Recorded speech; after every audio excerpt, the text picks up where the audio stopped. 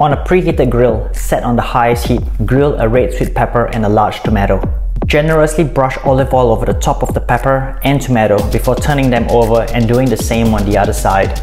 Depending on how hot your grill is, it will take about 10 minutes to char the pepper and tomato all around. In the meantime, peel and finely mince 2 cloves of garlic and set it aside in a mixing bowl.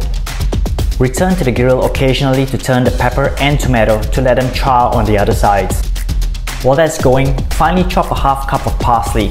Both flat and curly parsley works just fine with this recipe, so just use what is most conveniently available to you.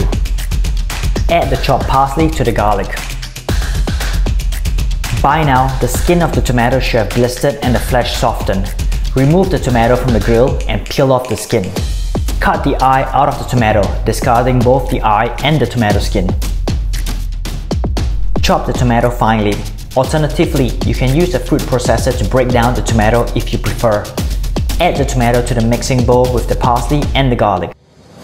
Once the pepper is charred on all sides, remove it from the grill and immediately put it into a bowl or a container. Seal it well with plastic film, as that helps retain the carrot over heat to steam the pepper inside. Leave the pepper to steam for about 5 minutes. Then, remove the stem and core by pulling it out, before moving on to peeling the blistered and charred skin off the pepper.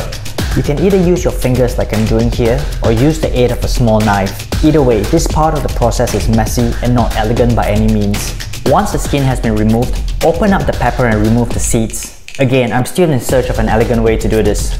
For now, I'm just using my fingers to push and pick the seeds off. To avoid making a mess of the area if it is uncontained, I put the grilled pepper on a strainer, as a good amount of juices will start flowing out from inside the pepper while working through it. Regardless, once all the seeds have been removed and the area cleaned up, chop the pepper finely.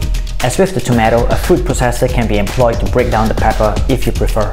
Add the chopped pepper to the mixing bowl, and to it, also add a half teaspoon of smoked paprika, a half teaspoon of dried chili flakes, a half teaspoon of salt, and a half teaspoon of freshly cracked black pepper. Following that, add 1.5 tablespoons of red wine vinegar and 4 tablespoons of extra virgin olive oil.